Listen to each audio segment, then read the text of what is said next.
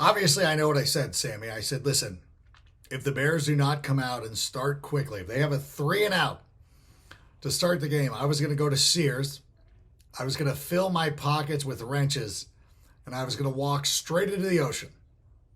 That did not happen because the Bears' start was absolutely immaculate. It was everything that you wanted it to be. Everybody was excited. People were going off. So much fun, so much excitement. You know, all the haters, all the Caleb haters, they disappeared. They disappeared right quickly, and they did not show themselves until the end of the game finally. Then they got enough wind in their jaw to be like, see, I told you my guy's better. Listen, I'm not gonna sugarcoat anything. I'm gonna give it to you straight. There were some things to work on for the Chicago Bears, and I want to get into it. So, Sammy, let's go ahead and start the show. Turn up your volume. Because you're about to listen to The Sick Podcast.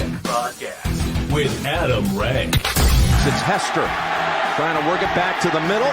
Gets past the first wave, and here he goes. It's Hester inside the 30.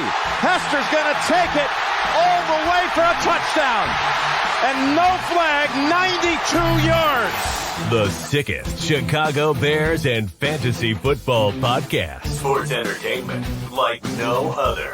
It's gonna be sick. Hey everybody, welcome to the wrap-up show of the Sick Podcast with Adam Rank, talking about the Chicago Bears' disappointing loss on Monday Night Football. A lot of things to get into, but I want to tell everybody right now, thanks to our friends at Twisted Shamrock. Hey, where's your game day spot going to be on Sunday if you are not going to the game? Might I ask you to go to the Twisted Shamrock, the best place to watch all the Chicago sports, whether you're a fan of the Bears, Bulls, Cubs, White Sox, Blackhawks, Sky, Fire, whomever.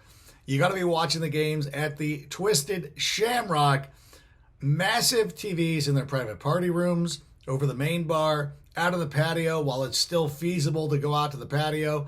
There's drink specials, there's buckets, and let me tell you this right now, the best old-fashioned in the entirety of the Midwest. Make Twisted Shamrock your place to be on game day, especially this Sunday, as the Bears are sitting there going to Detroit with hat in hand.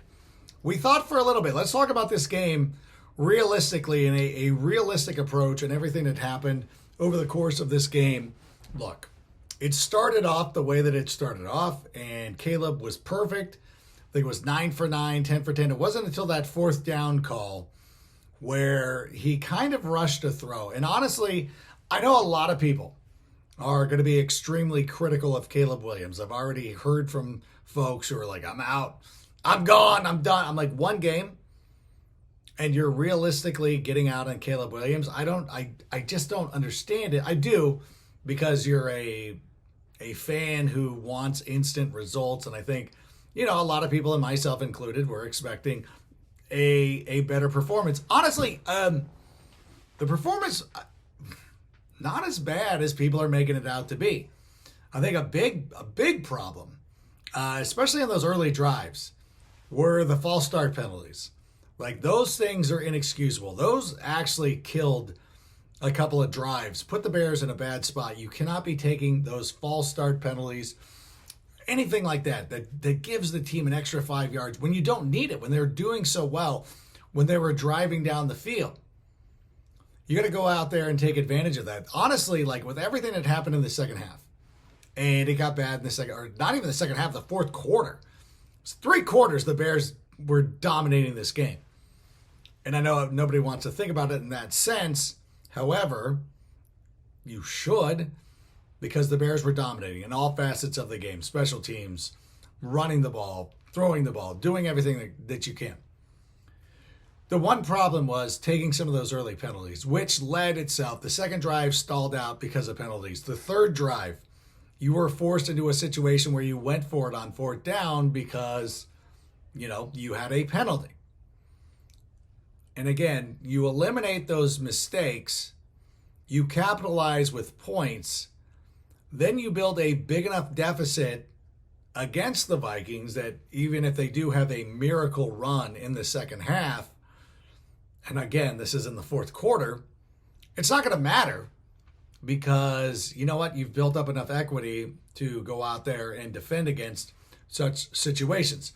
Honestly, to me, and I know some people are going to complain about the officiating, when you look at the disproportionate amount of penalties called against the Chicago Bears. Now, some of them are mistakes that you can't excuse.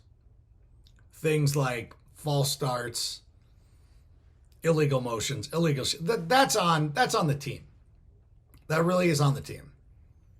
So you go out there and those mistakes need to be corrected immediately. There are some things. The Vikings' first points came as a direct result as a 40-yard pass interference play that shouldn't be called. And it's not me talking about it. Kurt Warner talked about this on the radio broadcast where he's like, look, you cannot reward a team with 40 yards after your quarterback horrifically underthrows a football. You just can't do that. And so that was a mistake right there. There was a later one that, again, you're like, why is that a pass interference? There was a holding call on Darnell Wright where he took he pushed the guy, he defeated his defender. And he's like, okay, you stay down on the ground. And they're like, nah, it's holding. Like, what is, I don't know. There were some of that. But again, that's not to excuse some of the things that did not go well for the Bears. You got to go out there and take advantage of your opportunities. It's very similar. I know I use golf analogies far too often in situations like this, but it really is true. Like when you go out there, and this has happened to me from time to time, you go out there, you take a lesson, you're working on something, working on shallowing the ball, compressing the ball, whatever it is. And the first couple of holes, you're able to get that done. And it's good. And you're like, oh, yeah, I got this. Like, this is cool. And then all of a sudden it gets away from you. And then you got to try to recover it at the end. Hopefully you get a better score. That's what the Bears need to do right now. Now, obviously, you wanted them to go out there and win that game. We expected them to win that game. Most impartial observers felt the Bears were going to win that game. If you were picking the Bears to lose that game, you were a hater. You were not picking it based on anything that exists in the real world. You were just like, I'm a hater and I expect the Bears to lose because bad things happen to them. The Bears had them. The Bears were out coaching them. They were out everything them. And then the penalties took hold. And again, I'm not saying that it's the referee's fault. The offensive lineman, it's not just Darnell, it was everybody. Like seemingly everybody had a bad penalty. You cannot do that. Those are the things that need to be righted for this ship to keep moving. Now, obviously, I'm curious to hear what Ben Johnson has got to say. We're going to break this down with Nick of Just Another Year on later on today. But at the same time, like there were critical mistakes that were made that led to this loss. It's not necessarily pinned on one person. I know everybody wants to go out there and crucify Caleb Williams. Like, oh, he's not good now, all of a sudden. He missed some throws. Like, watch NFL football. Do you not watch any other games? Like, I watch all the games. I sit here and I break down and I watch the all-22s. Like, I watch the Commanders games. Jaden missed a bunch of throws. I watched the Packers. Jordan Love missed a lot of throws. Lamar Jackson was missing throws last night. Quarterbacks miss throws. You ever go out and look at somebody's completion percentage? Nobody's ever 100%. Caleb can obviously do better. But we saw early on the scripted plays. Caleb did a great job. And so the work now is to get that to translate further into games.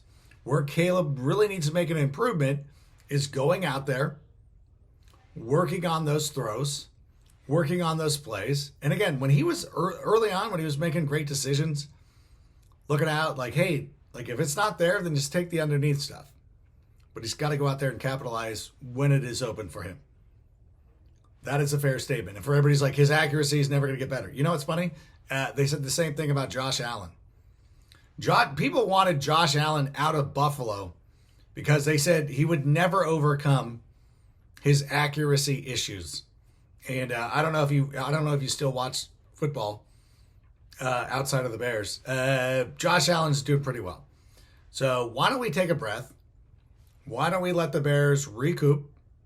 Why don't we let Ben Johnson go out and get into the lab and then figure out where we go from here? I'm not saying that Caleb is going to be perfect, that it's going to be a perfect scenario, but we got to give this organization the benefit of the doubt, allow them the opportunity to go out there, look at this, self-assess, and fix some things. So we will be back later on today to break this down further with Nick from Just Another Year. I know it's bad.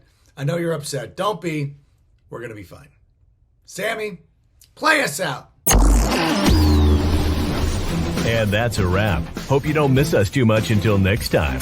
Follow the Sick Podcast with Adam Rank on YouTube, Instagram, Facebook, Google Play, and Apple Podcasts.